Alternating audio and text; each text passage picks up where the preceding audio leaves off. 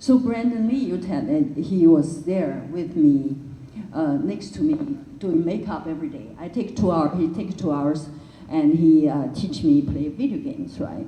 I said, wow, I would just like have no clue what's going on. And then I felt like he feel about, maybe reminding me he's a father, like from China, and we don't know anything going on. He has a lot of sympathy for me, a lot of compassion for me. So of course what happened is like, it's really a tragedy. It's like always, when I see the movie, when I talk about it, I always see him. I think he's in the room. It's like, I believe there's a, I really don't believe there's a death.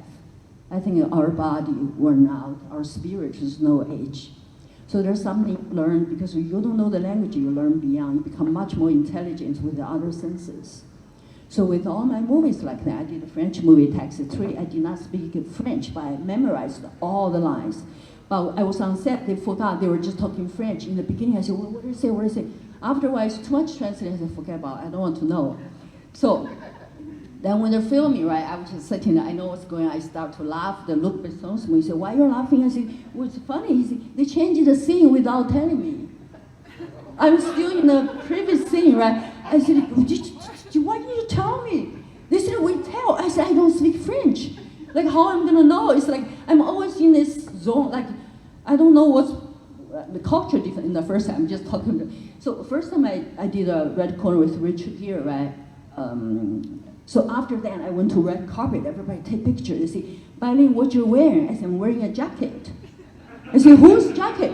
What do you mean, whose jacket? It's my jacket. What are you talking about? You know, it's the culture difference. I said, they were laughing. I said, what's going on here? It's my jacket. I said, oh my God, these people are so rude here. But I don't know what they're asking, you know, Dolce Gabbana or Armani. It's taking me forever to memorize new words, you know. I said, I don't know what to say. Anyway, I'm just saying, it's like, even today, every time I'm auditioning, I'm telling you, there's no time spent on acting, it's all the words. Every time new words, I say, oh my God, what does it mean? It's every time, do you understand? It's like a crow, I said, they asked me back, my agent, my agent said, and I don't have phone, I got a cell phone, to come to my home, he said, Bai Ling, you got a callback. I said, what is callback, right? And then in the film, they said, they want to show your nude. I said, I don't know nude. He said, cleavage. I said, what is a cleavage? So he's a gay guy, right? We're in my aging office, cleavage.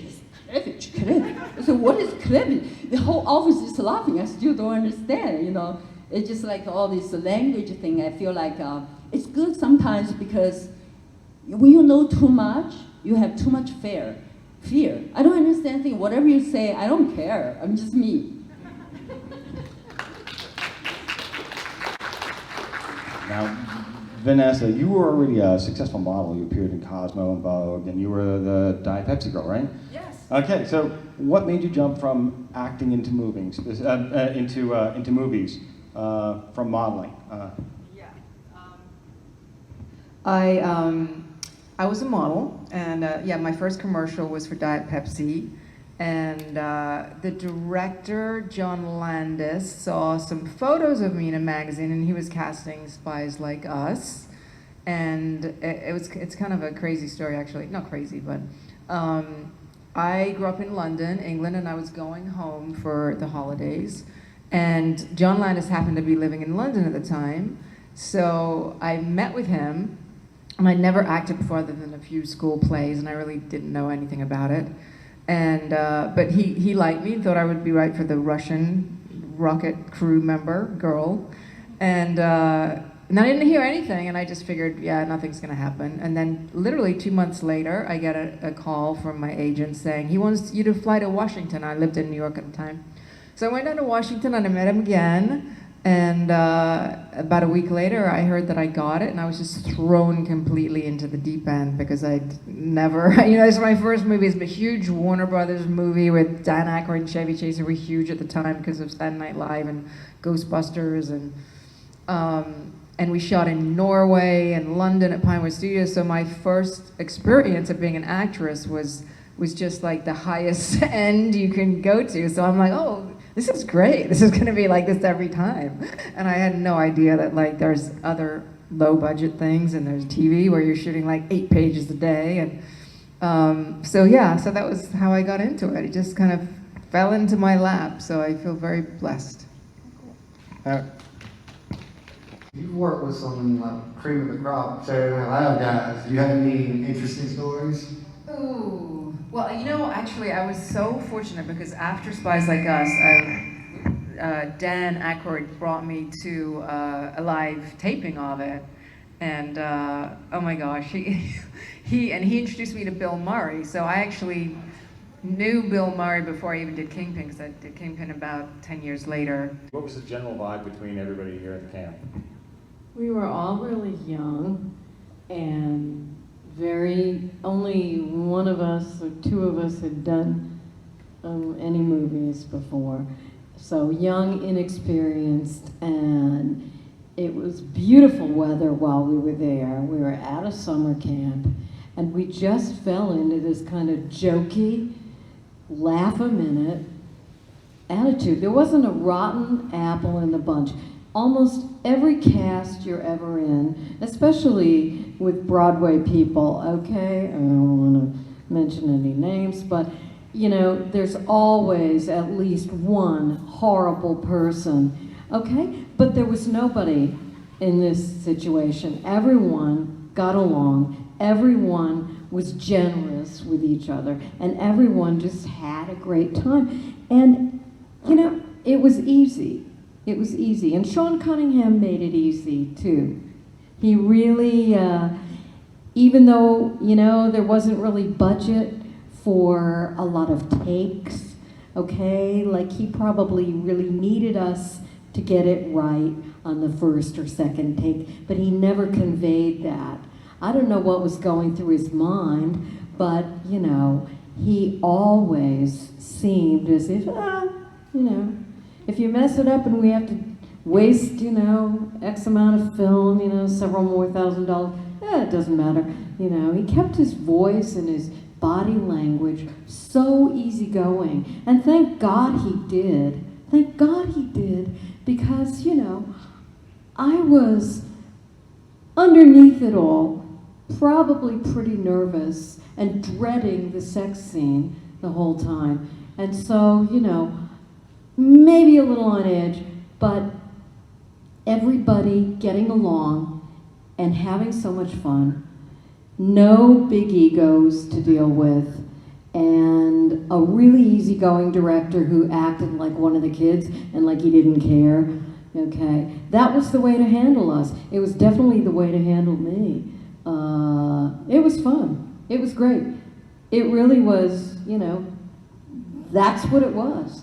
A bunch of carefree kids, even though most of us were, okay, we were trained, we had paid some dues, most of us already, and yeah, we really cared about the product, even though it was a low-budget kind of indie thing that we thought would never go anywhere. Everybody cares. Everybody feels like they're little tushies on the line.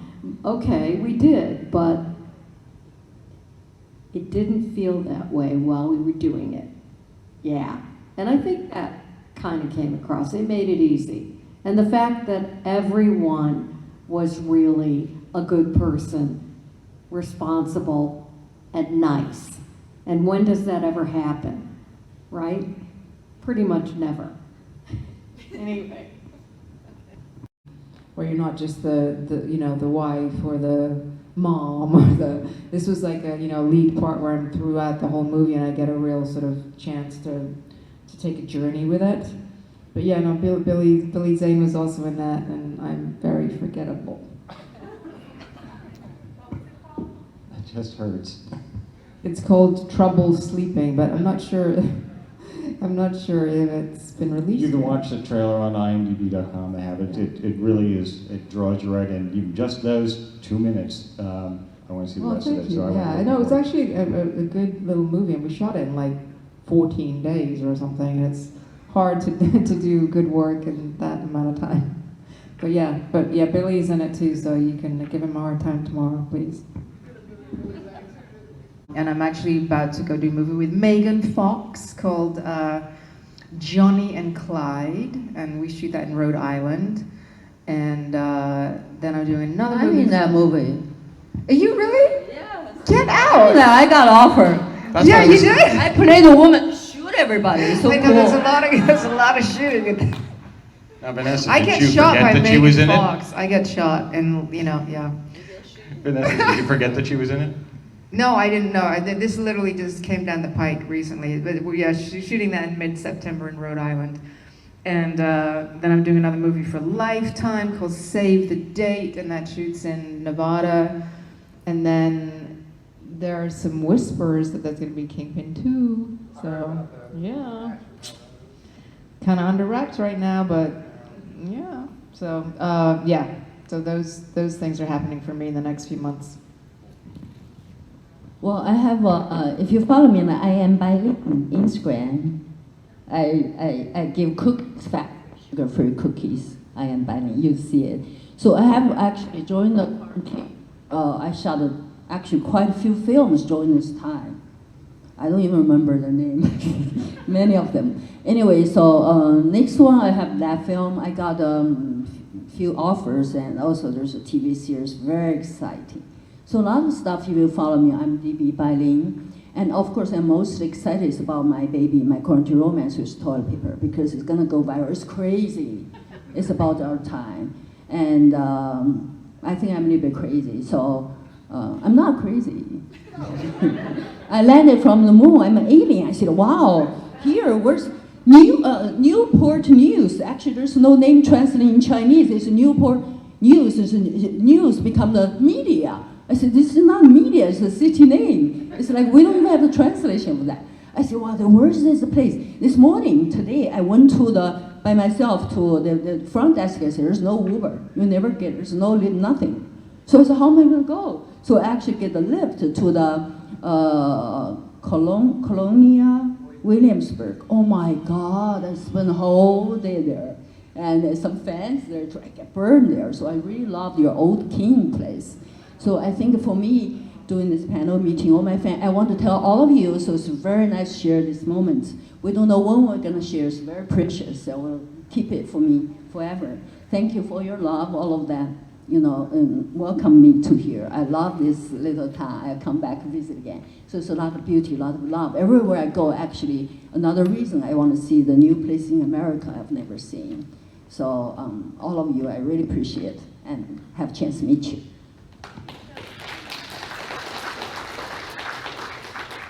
Jeannine, you have any places that you're going to go to next? So I left the acting profession many years ago, and I was sought out by people who just wanted to see me at conventions, etc. I did a few things on stage. But then my mother became extremely ill, and I took care of her for 6 years because there wasn't anyone else who would do the job, and I didn't want to put her in a nursing home, and she would not accept the care of any hired caregivers. She had a lot of problems, COPD, heart condition, blood pressure, and senility, advancing senility. And it was my turn to step up. So I did that. And recently, Netflix got in touch with me and wanted me to appear in a documentary in their series, The Movies That Made Us.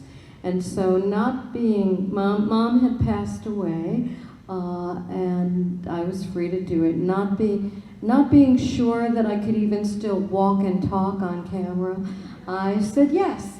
And it was a lot of fun. It should be coming out sometime this fall or winter.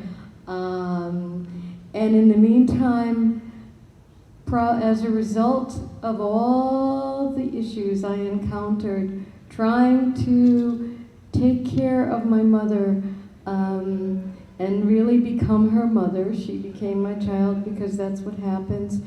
I began to write a book about elder care, and I'm sort of deep into that.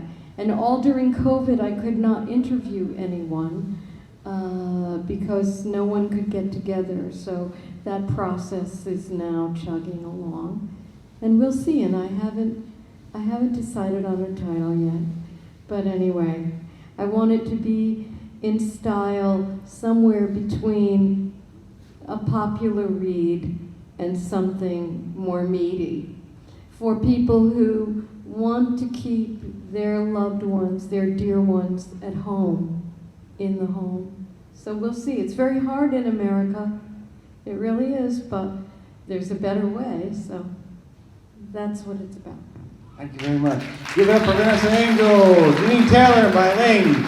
Go to their tables, get their autograph, ask them questions.